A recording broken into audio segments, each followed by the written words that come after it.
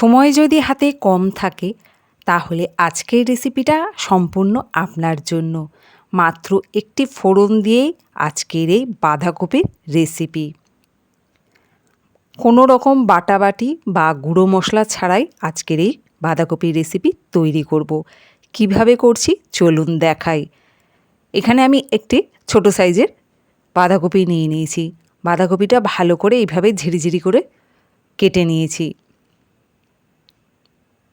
Skip না করে পুরো ভিডিওটি দেখবেন। বন্ধুদের বলবো আশা করি আজকের এই বাঁধাকপির রেসিপিটি ভালো লাগবে আর খুব কম সময়ে খুব সহজেই আপনিও বাড়িতে তৈরি করে নিতে পারবেন। টমেটো একটি নিয়েছি আর 3 থেকে 4টে কাঁচা লঙ্কা।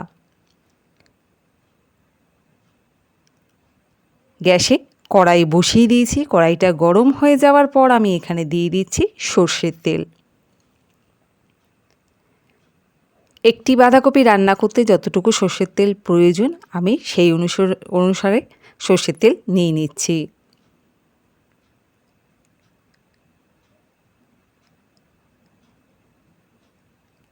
তেলটি ভালো মতো গরম হয়ে যাওয়ার পর আমি এখানে ফোড়নে দিয়ে দেব শুকনো লঙ্কা, তেজপাতা। এরপর দিয়ে দেব হাফ চামচের মতো 5 ফোড়ন। আর কোনো কিছু এখানে দেব না। ফোড়নটি একটু ভাজা হওয়ার পর এখানে দিয়ে দিচ্ছি ছোট ছোট করে কেটে নেওয়া আলু।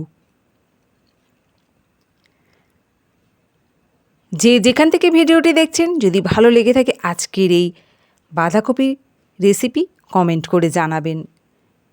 দিয়ে দিচ্ছি হলুদ আর প্রয়োজন মতো লবণ। হলুদ আর লবণটি দেওয়ার পর ভালো করে আলুটাকে 1 মিনিটের মতো ভেজে নেব। আলুটা 1 মিনিট মতো ভাজার পর দিয়ে দিচ্ছি কেটে রাখা বাঁধাকপি।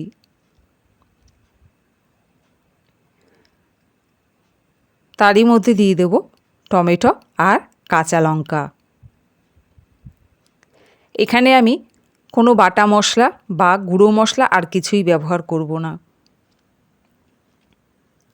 5 ফোড়ন দিয়ে হলুদ আর এই লবণ, টমেটো, কাঁচা লঙ্কা এই দিয়েই আজকের আমার বাঁধাকপির রেসিপি।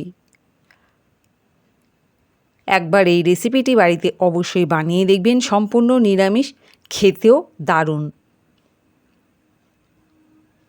ভাত রুটি যা দিয়ে খাবেন সবেতেই ভালো লাগবে।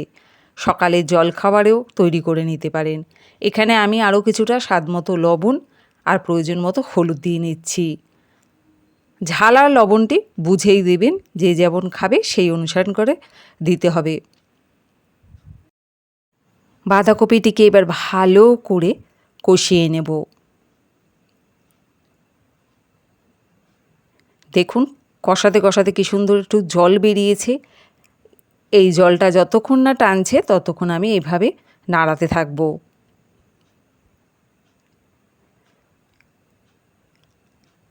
অনেক কম সময় এই বাঁধাকপির রেসিপিটি তৈরি হয়ে যায়।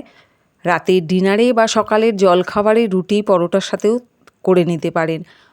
এখানে আমি প্রয়োজন মতো একটু জল দিয়ে নিচ্ছি যাতে বাঁধাকপিটা ভালো মতো সিদ্ধ হয়ে যায়। আপনারা যদি চান 2 মিনিটে প্রেসার কুকারও সিটি দিয়ে এই বাঁধাকপিটা তৈরি করে নিতে পারেন। খুব সহজ একটি রেসিপি আপনাদের সাথেও শেয়ার করে নিলাম। 2 থেকে 3 মিনিট এভাবে ঢেকে রাখবো। দেখুন ভালো মতো বাঁধাকপি আলু সিদ্ধ হয়ে গেছে। এবার এটাকে একটু ভালো করে নাড়িয়ে আলুগুলোকে একটু ঘেঁটে দেব যাতে বাঁধাকপিটা ভালো আর একটুখানি একটু মাখো মাখো হয়ে যায়।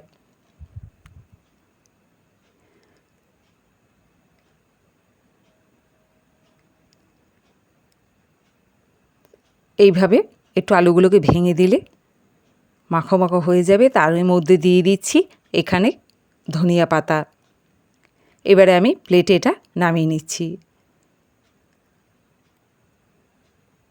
বন্ধুদের বলবো আজকের এই কম সময়ে মাত্র একটি ফোড়ন দিয়ে বাঁধাকপির নিরামিষ রেসিপিটা কেমন লাগলো কমেন্ট করে জানাবেন। নতুন বন্ধু হলে সাবস্ক্রাইব করেও পাশে থাকবেন। ভিডিওটি দেখার সময় অবশ্যই একটি লাইক দেবেন, আর ভালো লাগলে অন্যকেও শেয়ার করে দেখার সুযোগ করে দেবেন। ধন্যবাদ।